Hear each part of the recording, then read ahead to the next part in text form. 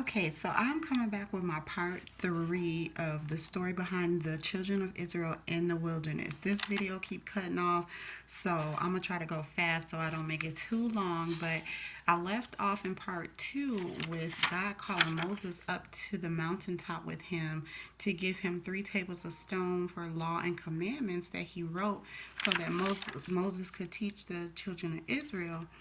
So part three is going to talk about some of the things that God wanted um, Moses to teach the children of Israel. And so it starts in Exodus chapter 25. So 25 through about 27, it talks about how God wanted Moses to instruct the children of Israel to make a sanctuary for him, to make a tabernacle so that it can be consecrated and then anointed, and then he would ordain priests. And so 25 to 27 is goes over the instructions of what God told Moses to tell the Israelites to do as far as giving him offerings and making him a sanctuary so that he can dwell among them. And so he told Moses to tell them to make it just like he had showed Moses. So they were going to make an ark, a table, a candlestick, a tabernacle, which is the place where God would dwell, and set it up according to the plan and pattern that God showed them. So that's chapter 26. And they also needed to make a veil. And 27 goes over the instructions of making an altar, a courtyard for the tabernacle, and how the children of Israel would need to bring Moses pure olive oil from like beaten or pressed olives so that it be for the light so that the lamps can burn always. And so chapter 28 talks about how God chose Aaron and his sons to serve as the ministers or priests in the sanctuary, so that the children of Israel will need to make holy garments for Aaron and his sons for their glory and beauty. And they would need to wear them while they minister. So that's what those chapters go over. Then we get over to chapter 29, and it talks about how to actually consecrate the priests. So, of course, I didn't know what that meant. I had to look it up, and it means to make or declare. So, God is instructing Moses to teach the Israelites how to make or declare the sanctuary, the items in it, like the furniture in it, the tent, the altar, Aaron also and his sons. Everyone had to be consecrated, anointed, ordained so that God can come through and so that they can meet with God and all that good stuff. So that was chapter 29. Chapter 30 talked about making an altar to burn incense. So it's still more instructions on what to make.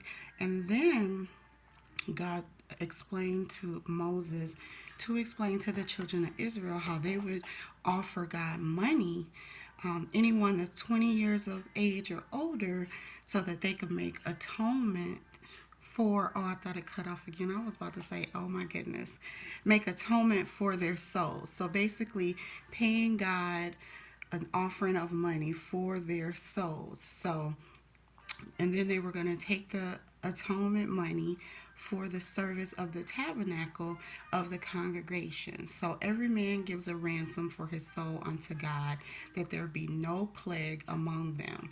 And so God is like, I'm going to keep you safe. I'm going to keep you alive. I'm going to keep you well. And I ask that you do A, B, C, and D. You make this, you make that. You give offering, you give sacrifices, you give money, you give whatever he says give. And then they were going to make an oil for, I gotta keep checking, it's so funny. Then they would need to make an oil of holy ointment. And so an ointment compound, like the art of apothecary, I think that's how you say it.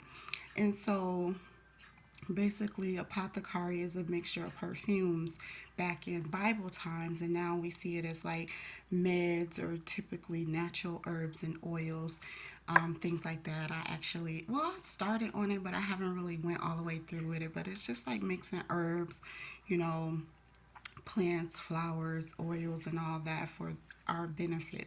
And so the children of Israel was instructed to make a holy anointed oil. And so he told them what types of oils it would consist of, and that the oil should be used for Aaron and his sons and the tabernacle and everything built inside it, and that they could not use it for themselves or man's flesh, so themselves, strangers, anyone else like that. It was holy and it was sacred. And so the Lord told Moses to tell them to also make a perfume of sweet spices, and he told them what spices to use, and this was going to be like incense put in the sanctuary. And so those were the things that they needed to do. And then lastly, in chapter 31, God told Moses who actually was going to make this tabernacle, so who he was going to call to create everything, the congregation, the ark, the furniture, the candlestick, the incense.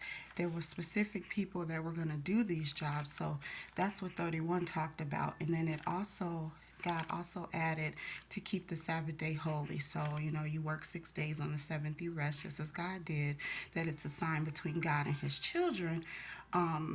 Forever. And so these chapters talk about the laws and the instructions God want the children of Israel to follow, once they got into the promised land, and even while they're in the wilderness, they need to be following these laws and judgments and rules, things like that. So yes, that is my part 3. It didn't take too long, but yeah, that's, if you go and read Exodus, it breaks down everything that they had to do, what they had to make, who was able to make it. But these were just the instructions. They didn't actually make anything yet. This was just God teaching Moses so Moses can teach the children of Israel. So yes, yes, yes, that is part 3. And so we're not done with Exodus yet. So I believe there probably will be a part 4, maybe a part 5, to end out the book of Exodus on the children of Israel's journey. So thank you for listening. That is all I have for part 3.